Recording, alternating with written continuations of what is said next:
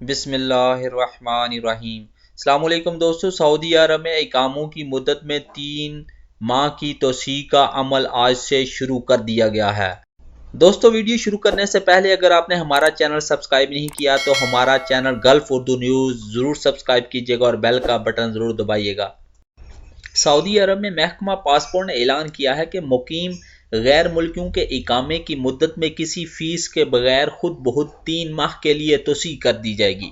سعودی خبر رساں agency S P اور عرب نیوز کے مطابق محکمہ پاسپورٹ نے 1 ماہ میں کہا ہے کہ اس فیصلے کا اطلاق نجی شعبے کے غیر ملکی کارکنان پر ہوگا جن کے اقامے کی میعاد ختم ہو چکی ہے یا 18 مارچ کے بعد اور یا 30 جون تک ختم ہوگی، چاہے وہ مملکت میں موجود ہیں یا نہیں۔ ایسے تمام غیر ملکیوں کو انفرادی طور پر ٹیکسٹ میسج کے ذریعے اقامے کی توسیع کے بارے میں مطلع کر دیا جائے گا۔ بیان کے مطابق یہ اقدام سعودی حکومت کی طرف سے کرونا وائرس کے باعث مالی اور معاشی رکاوٹ کو دور کرنے کی تازہ ترین کوشش کی گئی ہے۔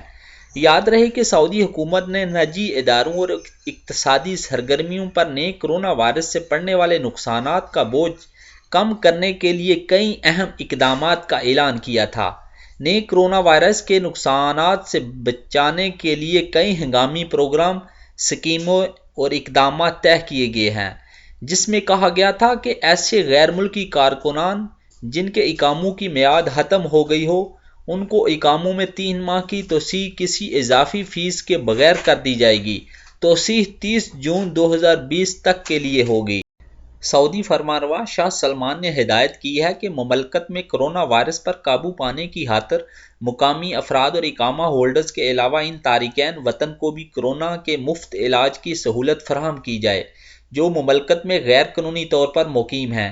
ڈاکٹر توفیق ربیہ کا کہنا تھا کہ سعودی ولی عہد شہزادہ محمد بن سلمان اس وبا کے باعث پیدا ہونے والی صورتحال سے نمٹنے کے لیے دن رات کوشاں ہیں اور طبی خدمات فراہم کرنے والے اداروں کی کارکردگی پر گہری نظر رکھے ہوئے ہیں۔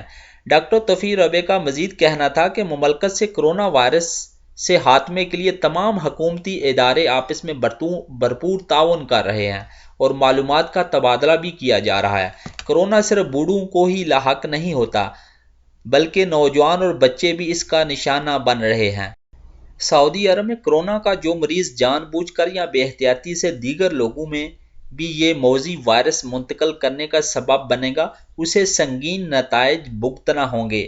سعودی پبلک پراسیکیوشن کی جانب سے خبردار کیا گیا ہے کہ مملکت میں کرونا کے مریضوں کو حفاظتی تدابیر اختیار کرنا ہوں گی تاکہ دیگر افراد کو اس موذی وائرس سے منتقلی نہ ہو سکے۔ دوستو میری ویڈیو اگر اچھی لگے تو اپنی رائے کا ضرور اظہار کیجیے گا اور میرا چینل گلف اردو نیوز ضرور سبسکرائب کیجیے گا۔ شکریہ۔ السلام علیکم ورحمۃ اللہ وبرکاتہ۔ فی امان اللہ۔